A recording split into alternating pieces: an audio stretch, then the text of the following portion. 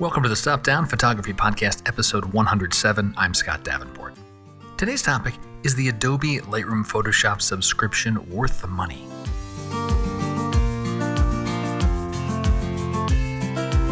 Hi, welcome. Thanks for joining. I'm glad to be back with you for another chat about photography, this passion we share. And in today's episode, we'll take one more step on our never-ending journey of photography. But before I start the topic for this episode, happy 2023. I hope the closure of 2022 was a good one for you, that you got to spend time with family and friends and reflect on the past year. I was fortunate enough to do that. I had a lot of quality time with my family during the last 2 weeks of December, and I really do enjoy that time of year, taking a moment or two to slow down and just soak it all in. And maybe I slowed down a little too much. I know it has been several weeks since the last podcast, so thanks for keeping me in your feed. During this break, I did spend time thinking about photography, of course, right? We're photographers. We can't escape thinking about photography.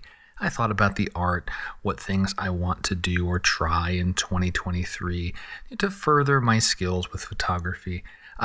Business-wise, what educational products might I want to do in 2023?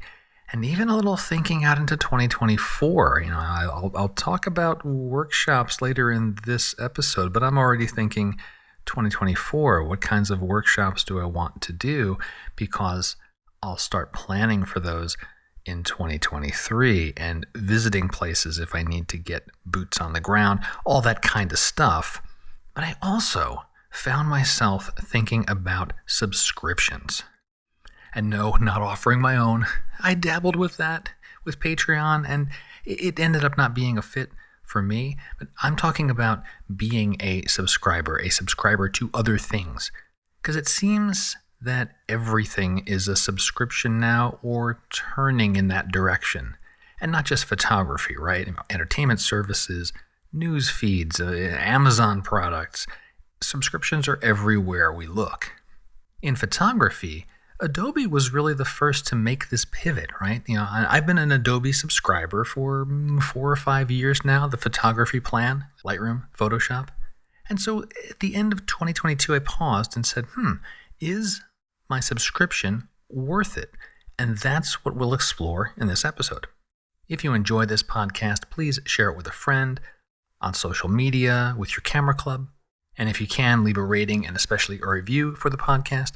Ratings and reviews keep the podcast on the charts and help other photographers find out about the show. I use a lot of software in my photography. Lightroom, Photoshop, ON1 Effects, ON1 Resize, Topaz Sharpen AI, Luminar Neo, Radiant Photo. I like software. I like digital tools, I admit that. And each of these has its place in my photography. I don't use every tool every day. Some are much more niche than others. My bread and butter, though, is Lightroom and ON1 Effects. ON1 still offers a perpetual license for its products. Adobe doesn't. ON1 also has a subscription, right? Subscriptions are everywhere. But for Adobe, I'm not unhappy with Adobe. I think their current pricing is fair for what they offer. Yet I got to thinking, if Adobe were still a perpetual license, pay once, use forever, would that have been better for me? Worse for me? Put another way, am I getting proper value out of my Adobe subscription? Is Adobe putting new, compelling, meaningful features into their monthly subscription of Lightroom? So I did an analysis, not back of the envelope analysis, certainly not scientific and polling hundreds and thousands of photographers, but one tailored to me. So let me give you some context, parameters that I used to do this analysis, this thought exercise. I care about Lightroom Classic, the desktop-centric app. I'm also the type of person that tends to upgrade my software every year. Most perpetual license software is on a yearly cadence. They bring their new features out in that yearly update, and then maybe trickle in a couple of bonus features during the year. So the approach I took is I went to Adobe's website for the release notes for Lightroom since November of 2019. So going back, about 3 years or so ago. And for the features that were listed in each one of the releases, do I care about that feature? Would that feature have prompted me to upgrade my software? So I'm going to walk through the various Lightroom Classic releases and highlight the features that they talked about. And I'll put a link in the show notes to all the different pages I'm referring to here. So if you're curious to do this on your own, you can. I'll have a more detailed write-up on my website. The episode notes for this podcast will take you right there. But we'll start way in the past in November of 2019. So way back in November of 2019, Adobe put out version 9 of Lightroom Classic. And there were a laundry list of features there, and maybe 10 to 11 of them. Of the 10 to 11 of them, there were 2 that were intriguing to me. Pano fill edges and multi-batch export. Pano edges, filling that in, intelligently, maybe an upgrade. I don't do enough Pano work to make me move the needle and would thunk down money to buy new software. But multi-batch export, that one was important to me. I've got workflows where I need to export the same photos at a variety of sizes. That's a time saver. So that one I probably would have put down the money. Now, just a few months later, February 2020, 9.2 came out, and there were 8 touted features. None of them were interesting enough to me to want to upgrade. Would have skipped that one. Then in June of 2020, 9.3 came out. 16 new features named. Of all those features, there is one I would upgrade for: local hue adjustment. Being able to adjust color in those local maskable things, that's important to me. All right, so if we're keeping score here, 3 iterations of Lightroom Classic, 2 of which had features I would upgrade for. Now we're at October 2020. Version 10 comes out. 6 new features touted, none of them intriguing to me.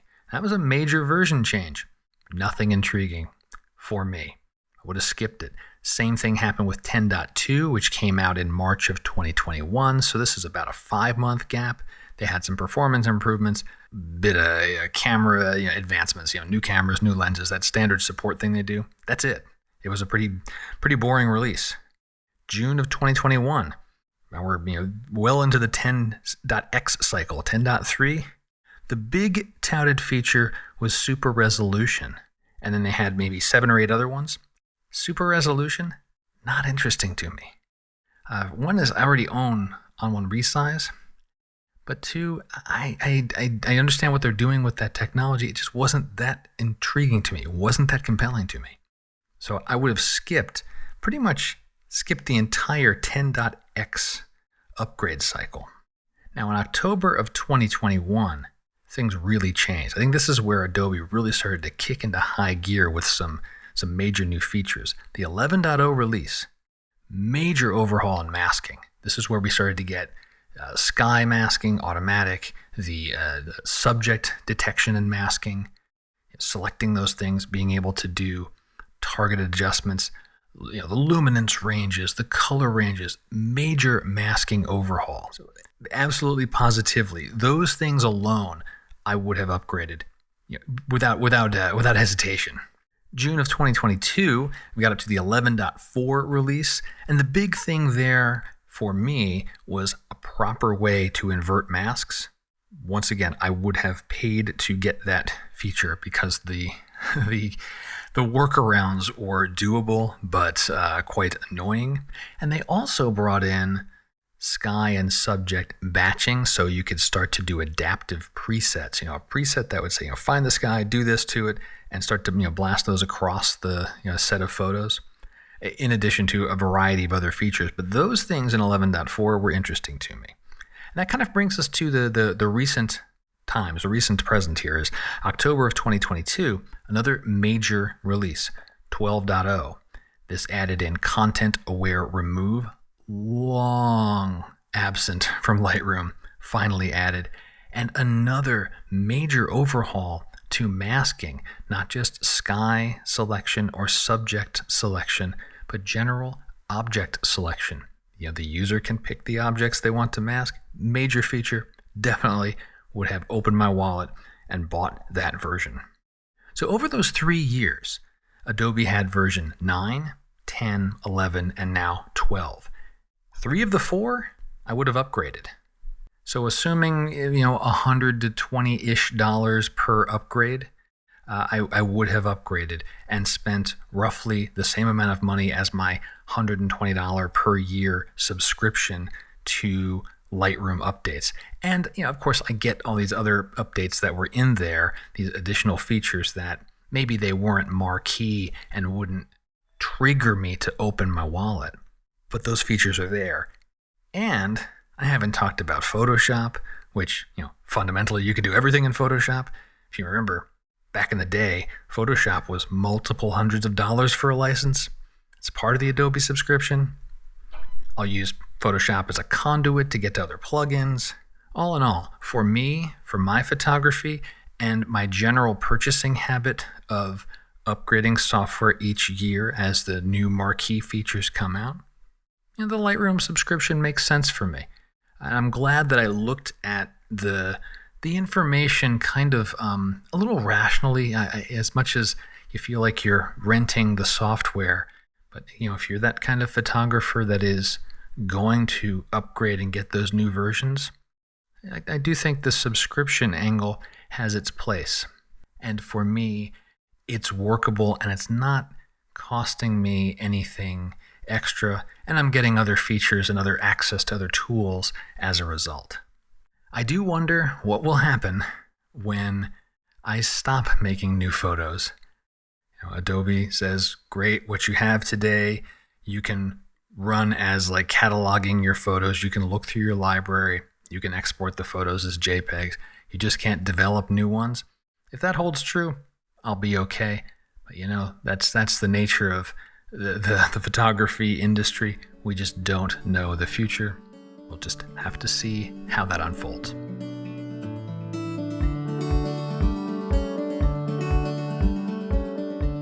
With the turn of a new year, it is a great time to assess your photography, decide what you want to accomplish.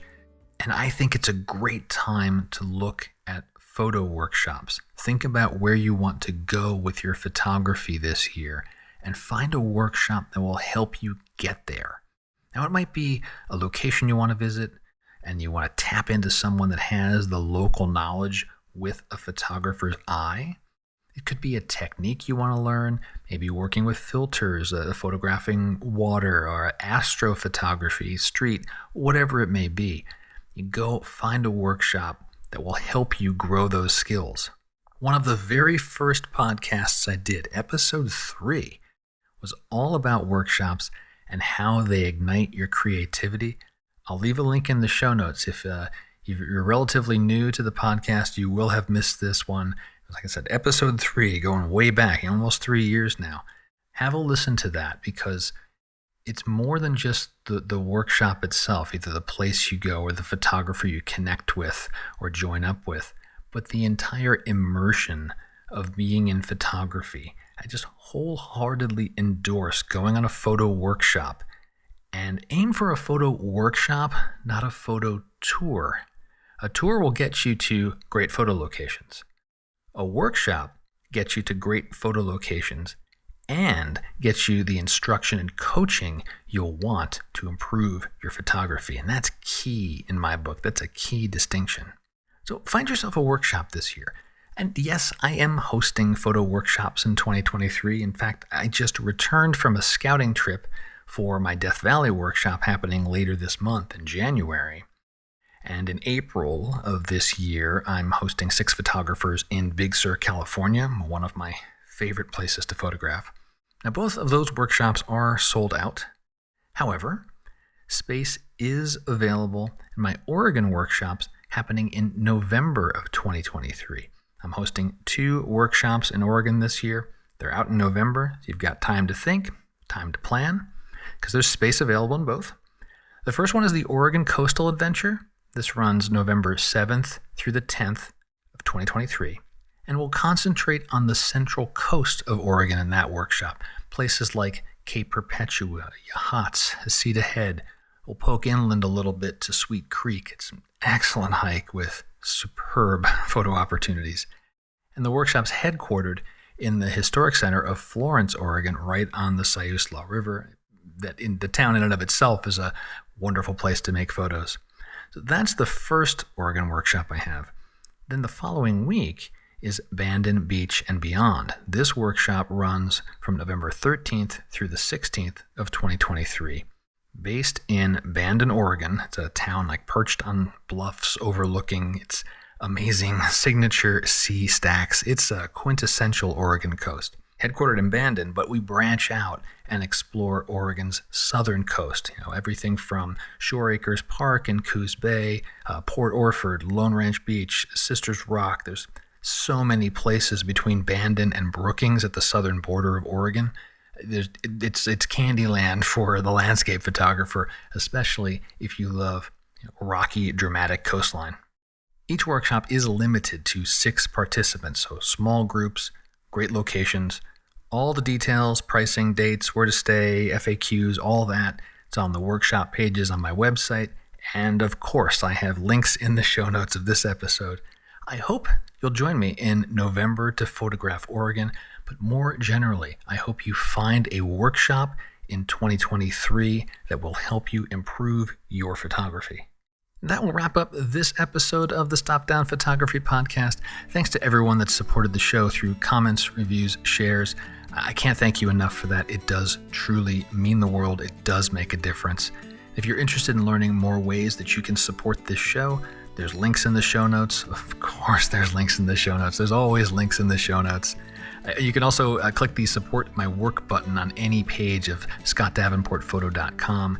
There are many, many zero-cost ways that you can help support my work, this podcast, and the wonderful community of photographers that we have here. And until next time, Happy New Year. My name's Scott Davenport, and have fun.